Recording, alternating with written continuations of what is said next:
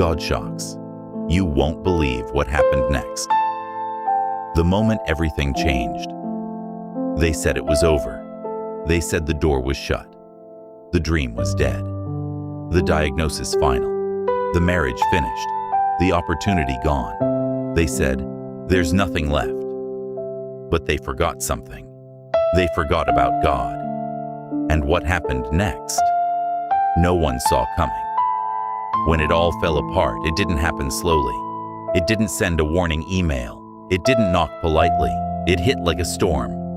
The phone call, the report, the betrayal, the sudden silence. One moment you're standing strong. The next moment, you're on your knees, not praying, just trying to breathe. Have you ever been there? Where faith feels thin, where heaven feels quiet, where you wonder if God is even watching.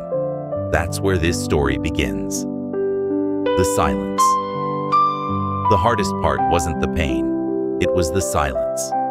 No miracle, no instant breakthrough, no booming voice from heaven, just waiting and waiting and waiting. You start asking questions you never thought you'd ask. God, where are you? Why me? Did I do something wrong? Is this punishment? And heaven seems still. But here's what most people don't understand. Silence does not mean absence. Just because God is quiet does not mean God is gone. What no one could see behind the scenes. Something was shifting. While tears fell, strength was forming. While doors closed, a greater door was being built. While faith felt weak, roots were growing deeper than ever before. God was not ignoring the situation. He was orchestrating it. And the shock wasn't going to be small. It was going to shake everything.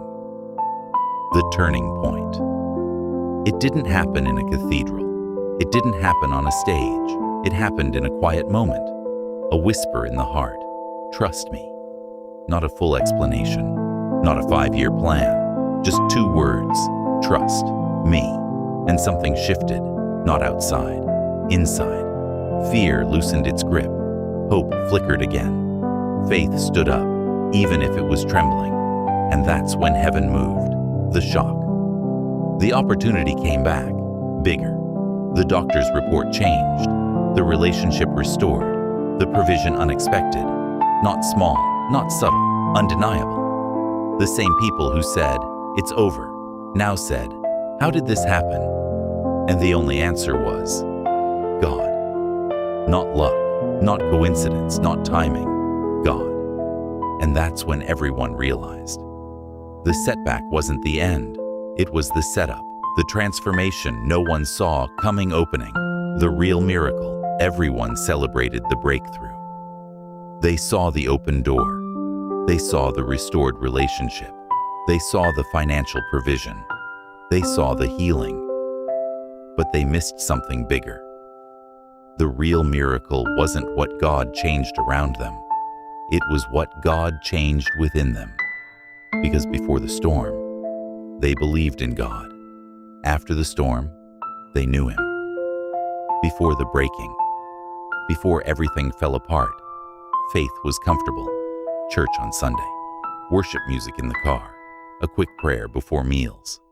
God was part of life, but not the center. There's a difference. It's easy to trust God when the bank account is steady. It's easy to praise when the diagnosis is clear. It's easy to testify when the doors are open.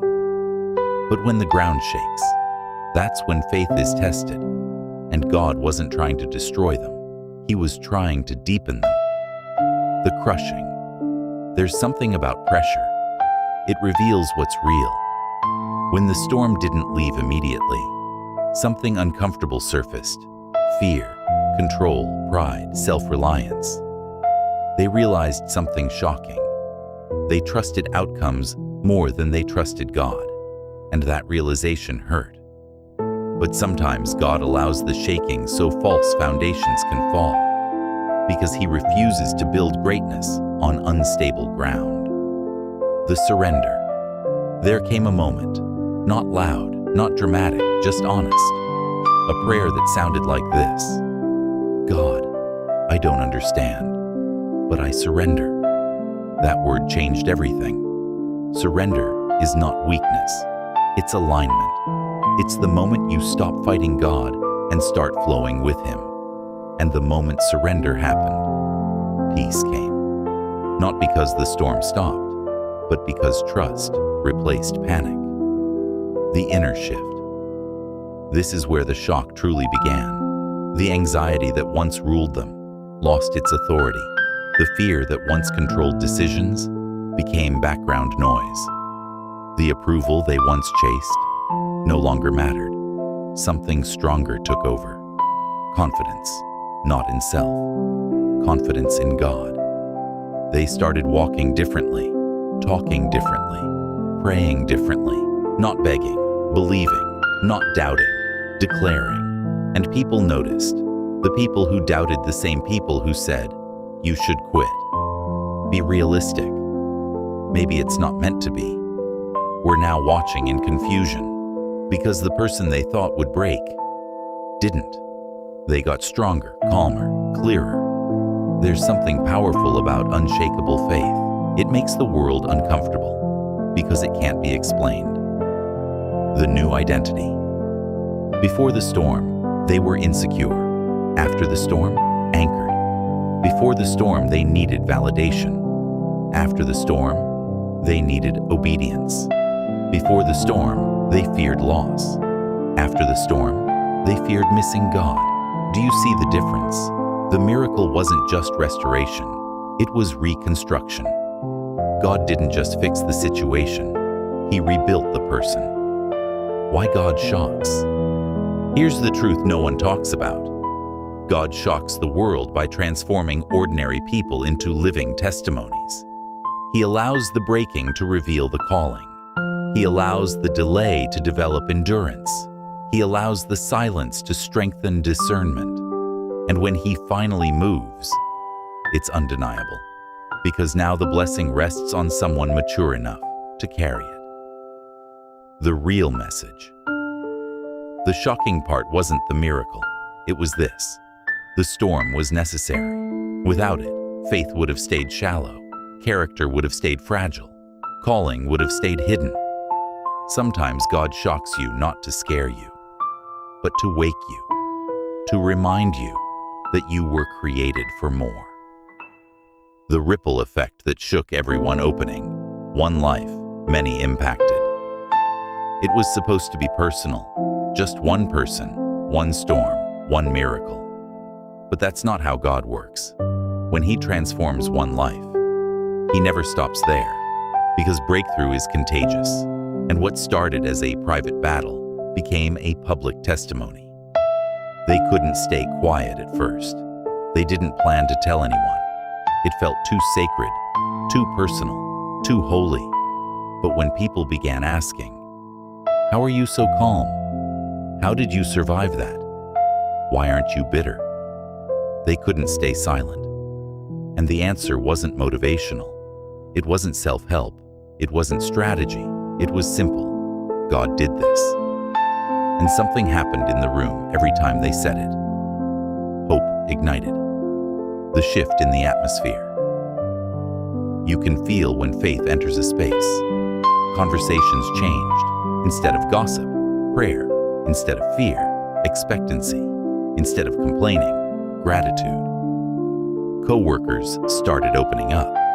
Friends started asking for prayer. Family members who once doubted started listening, because transformation is undeniable. You can argue theology. You can debate doctrine. But you cannot argue with a changed life. The one person who needed it most. There was one person watching closely, quiet, skeptical, wounded. They had almost given up on God, almost walked away from faith completely. But seeing someone survive what should have destroyed them shifted something. One honest conversation, one vulnerable testimony, one prayer offered without pressure, and tears flowed, not because of emotion, because of recognition. They realized, if God did it for you, Maybe he hasn't forgotten me. And that moment became another beginning. When doubt turns into hunger, the ripple effect grew. Small prayer groups formed. Honest conversations replaced shallow ones. People who once rolled their eyes now asked questions, not out of curiosity, out of hunger. Hunger for peace, hunger for stability, hunger for something eternal in a culture that feels unstable. And it all started with one person who refused to break. The enemy's mistake. Here's what most people don't realize. The storm was meant to silence them. The pressure was meant to crush them. The delay was meant to discourage them. But it backfired, because instead of destroying faith, it multiplied it. What was meant for isolation became influence. What was meant for shame became strength. And that's when it became clear. God wasn't just protecting one life. He was positioning a messenger. Courage becomes contagious. Courage spreads. When one person stands firm, others find their footing. When one person forgives, others reconsider bitterness. When one person trusts God publicly, others gain permission to believe again. Faith stopped being hidden. It became bold, not aggressive, not self-righteous, just confident, unapologetic, alive. The community awakens. The conversations went deeper. Questions like, what if this hardship isn't punishment? What if God is preparing us? What if this shaking is actually mercy? People began reevaluating their storms. Instead of asking, why me? They started asking, what is God building in me? And that shift changed everything. Because perspective determines power. And suddenly, struggle didn't feel pointless. It felt purposeful. The shocking realization. The most shocking part? The miracle wasn't rare. It was repeatable, not in identical circumstances, but in principle. Trust in the storm, surrender in the silence, obedience in uncertainty, and God moves every time. Not always how we expect, but always with intention. And now people weren't just inspired, they were activated, praying again, believing again, trusting again.